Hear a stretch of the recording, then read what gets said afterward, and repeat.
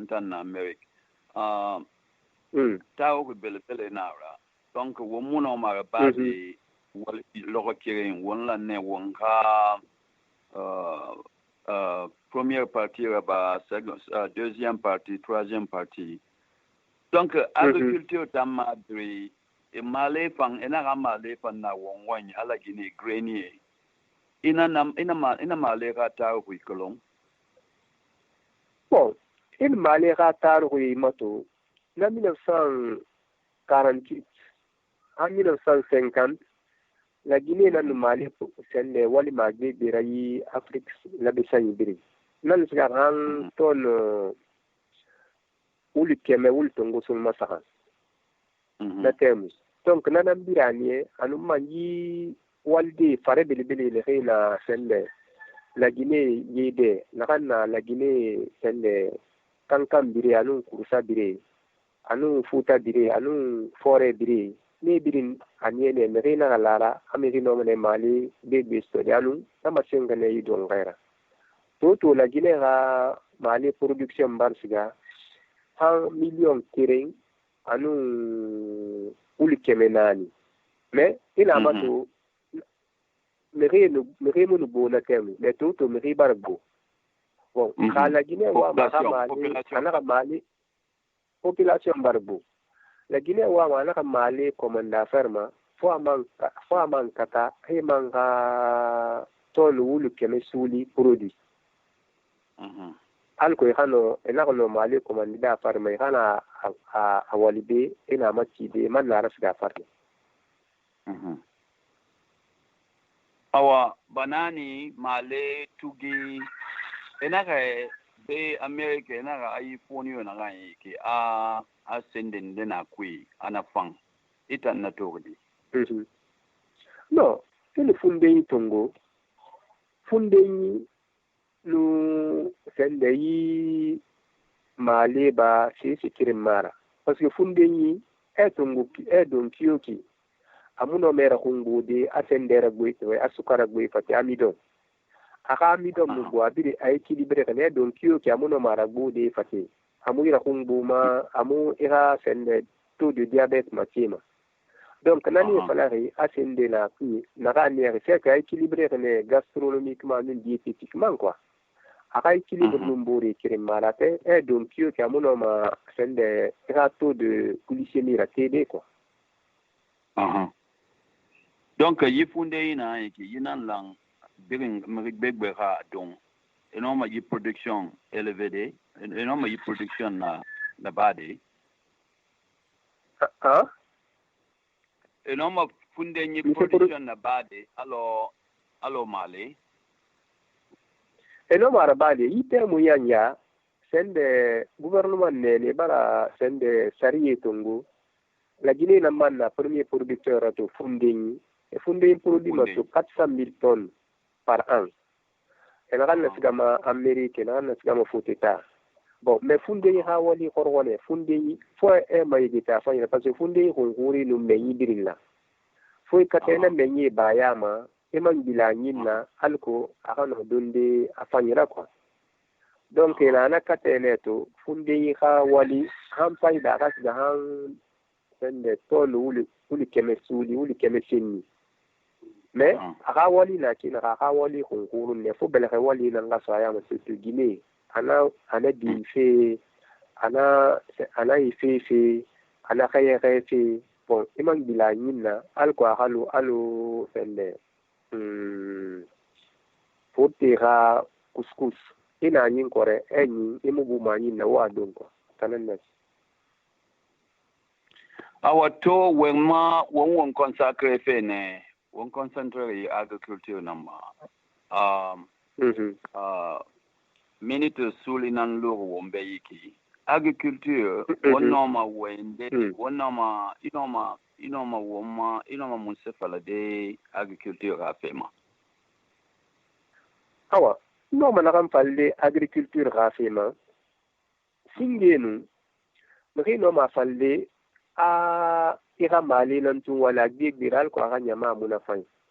mais namuno ma ya cause parce que il a mato il mali wal kiyo ki la Guinée amuno ma dangi de 3 tonnes à l'hectare bogi si bete na alu mangi alu sende khabi alu yoka alu toge alu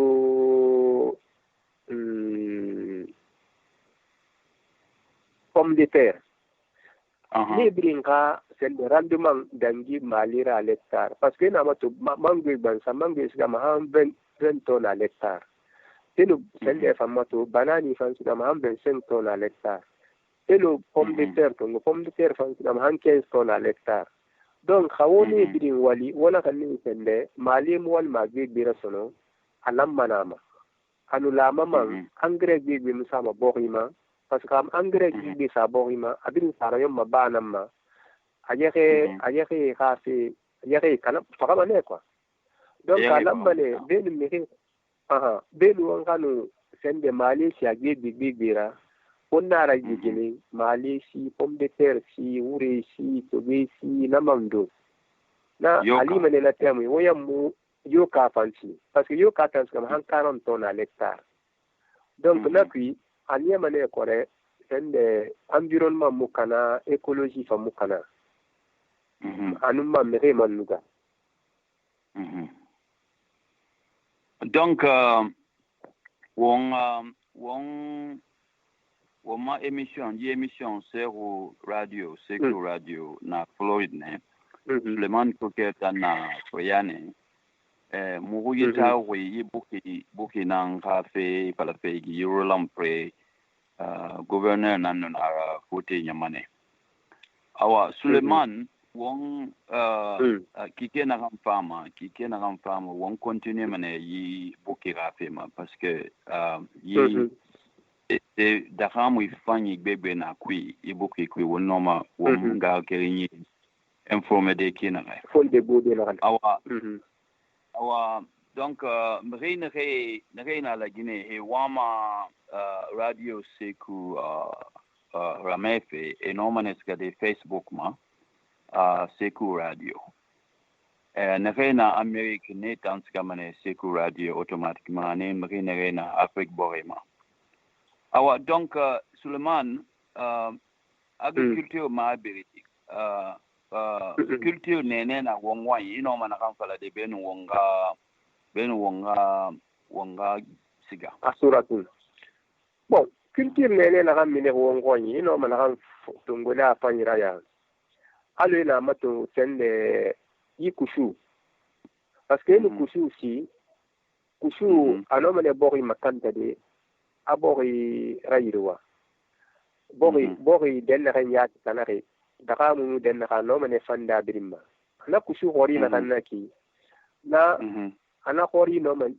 tindi de kansira afindi borera asara yire biri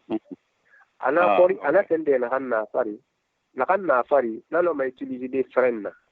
bon ana lié ana jus no ma findi de alcool ra anu jus donc kushu na bon kakao fan na sife ya ko ci kakao na kan no ma ende de na ka lu hanye sakan nye frin na ta gito abar bogi folo kafe fan na ki bon alumma yi sende ne bigiye ne na kam bigiye fire na kan na Rwanda biri na sari ko han duniya ki bon na fan ne fan barra so be temu bon santi ya halu soja lu ne halu konsitugi mais atangri si dangi konsitugira parce que alu ne alu subi ari si protein dangi konsitugira donc na sende ne nan so be kore bogisi ne anun yi la kosi eno bokon wara wali tungo na mais a sende ay tar bilibili anuma machine man barfa eno machine luidi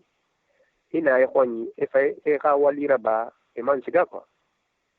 awa mo onga kenye la Guinée ke Afrique ke anun dunia ma radio Seku na yiki Floyd Amerique Borima en woma konye to Suleiman Koke engineer agronome asabatire foyane donc mrina ke wama mugo masotofe wono masigade radio Seku gmail.com radio Seku @gmail.com or Radio Seku Facebook. Awa Suleiman ini wale kifanyi atananaki donc moi na kan fama won waye mane won tew mane won yi boki page ma pindi mane won sujet betera pala awa won na temi won wale won teng bete awa won teng bete awa